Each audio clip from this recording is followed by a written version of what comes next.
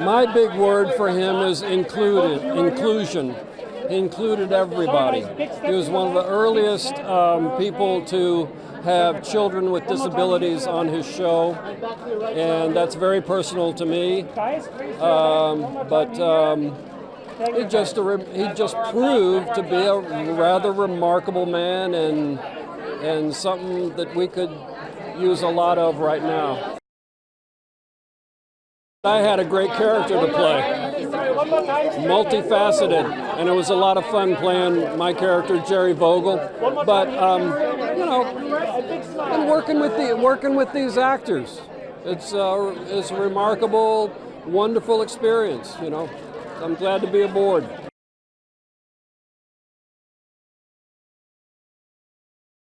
I'm just happy that it's causing this kind of stir.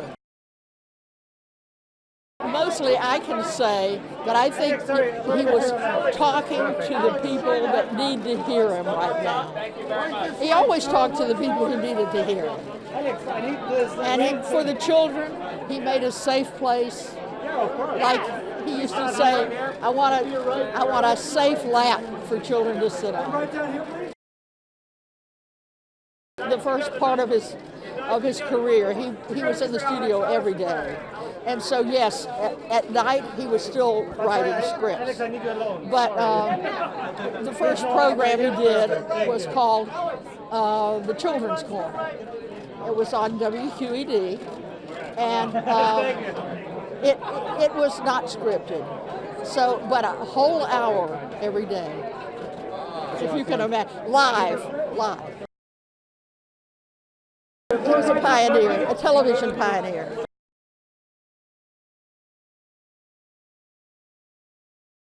I mean, I literally wanted to live in the land of make-believe when I was young, so the fact that I got to actually go walk onto a set where they recreated the land, and then there's Mr. Rogers, who also happens to be Tom Hanks. I mean, who wouldn't want to be in that? And I got to sing with Daniel Tiger, a.k.a. Mr. Rogers, a.k.a. Tom Hanks. I got to Pittsburgh, and I'm having my fittings, and we recorded the song, and then I was kind of getting acclimated to the amazingness of it all, but then you walk onto the set, and it is the land of make-believe.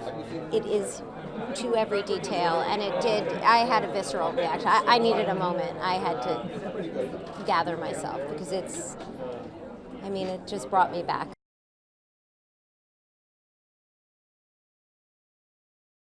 Tom is very different than Fred, but somehow what we feel about Tom Hanks is somewhat similar to how we feel about Fred Rogers.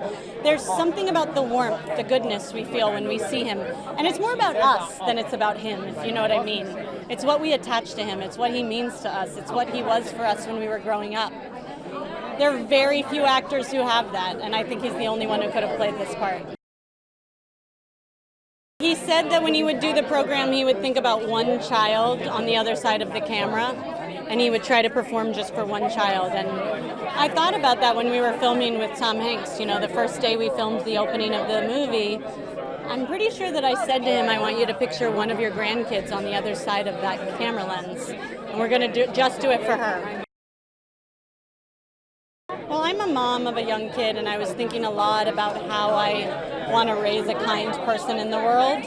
So Fred's message felt even more resonant to me than ever. I think we don't have a lot of role models right now, people who can help us learn how to be our better selves. And the idea of working on a movie where I got to have Fred's wisdom in my ears for a number of years was really appealing. Fred had this thing that he would do, and he would ask people to take a moment of silence and think about the people who loved them and to be. And we knew we were going to do a scene that used that. And we decided to pepper the restaurant filled with his wife, Bill Eisler, people who worked on the show for years, the real Mr. McFeely, his nephew. We filled it with Fred people. And it was sort of just a secret thing for us to feel like we were really connected to Fred in that moment.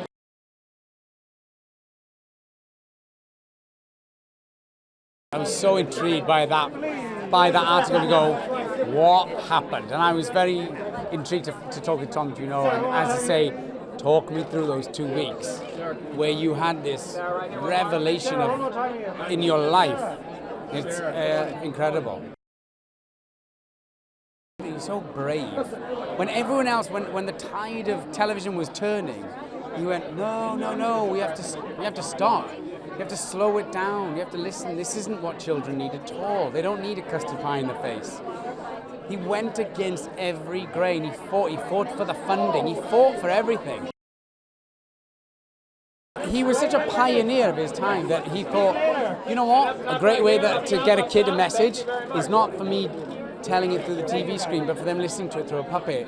You dilute it, it goes in a different way. Genius.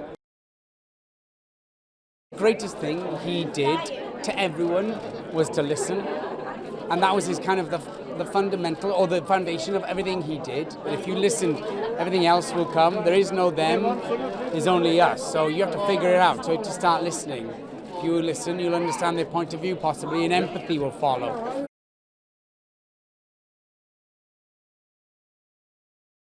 The beginning of this was almost 10 years ago when I had an almost 2-year-old who wouldn't listen to a word I said, as you know, 2-year-olds do. And I sort of, in a moment of desperation, I put on an episode of Mr. Rogers' Neighborhood, and she turned to the screen and she started listening to Fred in a way that she has never listened to me, even still.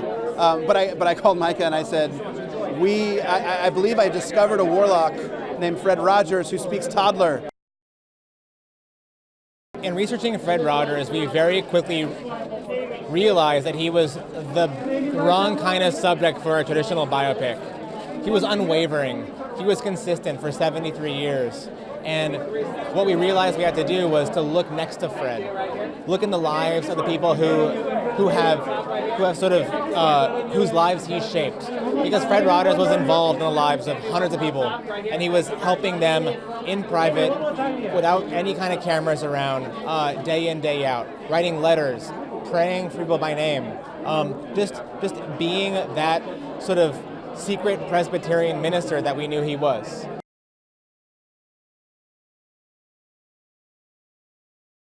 I think this was the film to be a part of in terms of the content, in terms of how it's making people feel, in terms of my castmates. We have Tom Hanks, Matthew Rhys, Chris Cooper. I kind of hit the jackpot. And then we have Marielle Heller, who is, steering the ship. And it was just like a must-do project for me.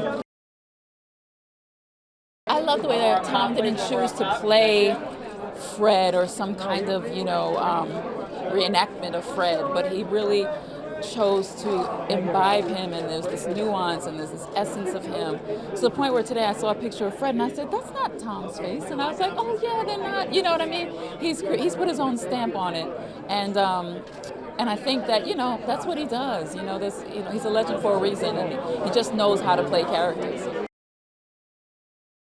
Fred Rogers stood up for kids. I think he was an advocate for children by using ways and techniques of teaching them how to deal with their feelings, their emotions, how to learn and how to take life in, and so he studied that. He was a minister, all these things that he cultivated in order that he could serve, a community of children, and I was one of them.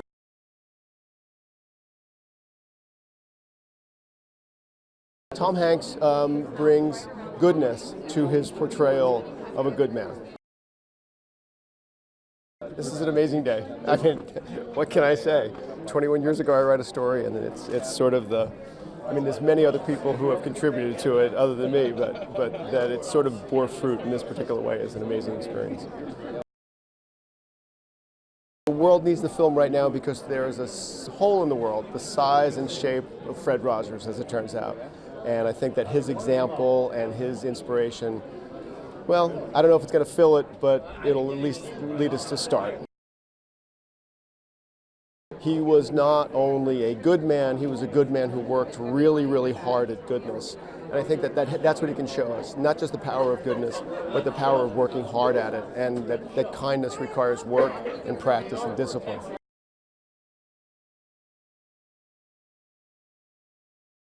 Mari ended up seeing something much more profound in Mr. Rogers himself, and I think part of it is because she had a 2-year-old boy at the time. She was looking for places, I think, where that 2-year-old boy would grow up to be a complete human being as opposed to a boy. a consumer, a sports fan, or what have you. And in Mr. Rogers, you came across a man who had dedicated his life to making, to trying to help young, and by young I mean 2 or 3 year old people, understand that so many things are all right to be. It's all right to be sad. It's all right to be happy. It's all right to be confused. It's all right to feel unsafe, because there are grown-ups out there who are going to help you through the growing up process. What is unique about him, and has remained unique, I think, throughout his legacy, is that this was not a commercial enterprise. He was not out to make as much money as possible. He never licensed his figures. You could buy toys of him, but he didn't make any money off of this.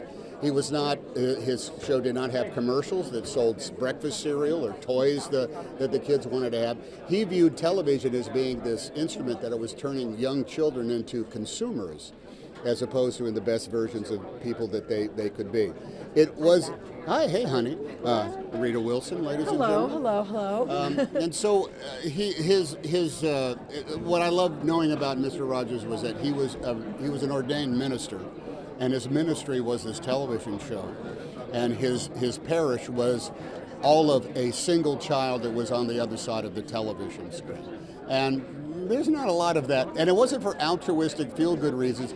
He viewed that as this was his mission in life, in order to tender a better philosophy towards human beings that they were going to be getting from this very commercial thing called television.